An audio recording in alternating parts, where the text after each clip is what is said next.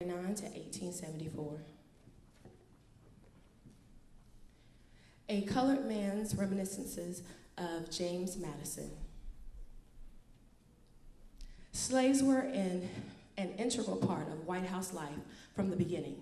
They helped build both the White House and the Capitol, and served the early Virginia presidents during their terms, including Paul Jennings. Jennings was born a slave on President Madison's estate in Montpelier, Virginia in 1799. His reputed father was Benjamin Jennings, an English trader. Paul's mother was a slave in the Madisons and the granddaughter of an Indian. Jennings was a 10-year-old slave when he first entered the White House.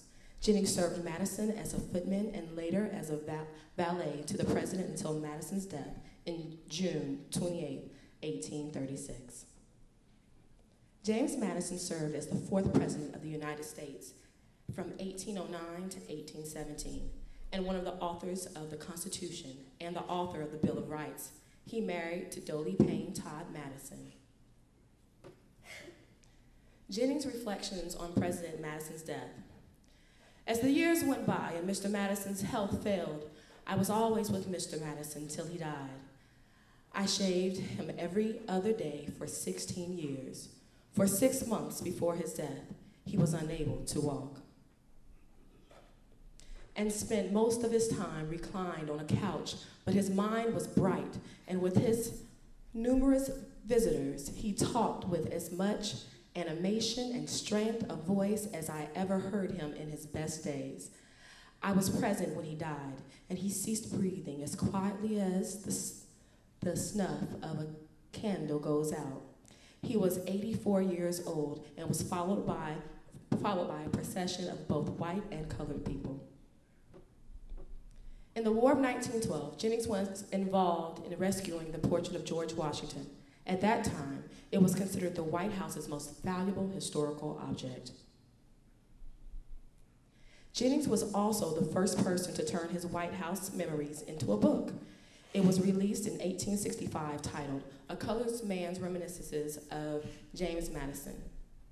In it, Jennings recalled the escape from the White House hours before the British burned the building in 1814. Dolly Payne Todd Madison, May 1768 to July 1849. Prior to his death, Madison had granted Jennings his freedom and instructed his wife to set him free. Dolly refused to give Jennings his freedom. Instead, she hired him out to others and kept all his pay. Dolly sold Jennings to an insurance agent, Pollard Webb, who sold him to Senator Daniel Webster.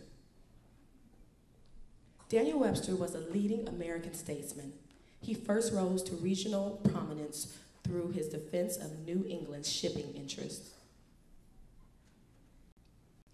March 19, 1847, a handwritten transcript from Webster.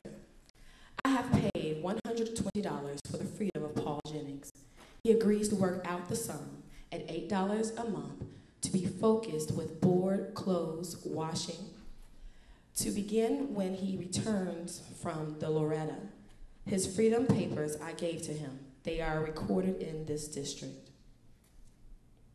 Jennings never condemned Dolly Madison for her actions against him. Indeed, he protected her memory by falsely claiming to have purchased his own freedom from her. Prior to Dolly Madison's death in Washington in 1849, she found herself nearly destitute. Jennings wrote, "While I was a servant of Mr. Webster, he often sent me to her with a market basket full of provisions and told me whenever I saw anything in the house that I thought was in need of, to take it to her. I often did this and occasionally gave her small sums from my own pocket, though I had years before bought my freedom of her." Paul Jennings died at home in May of 1874. He bequeathed a house and prized property in Northwest Washington, D.C. to his sons, John and Franklin. Keeping Our History Alive, featuring Alvin Ailey, Coordinator of Program and Research, Mr. Herbert Jenkins, Dr. Stanley Rose.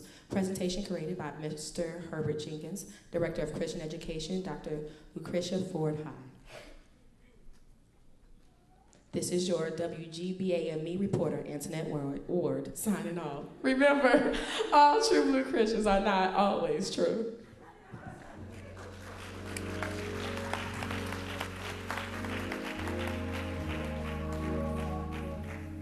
Good morning.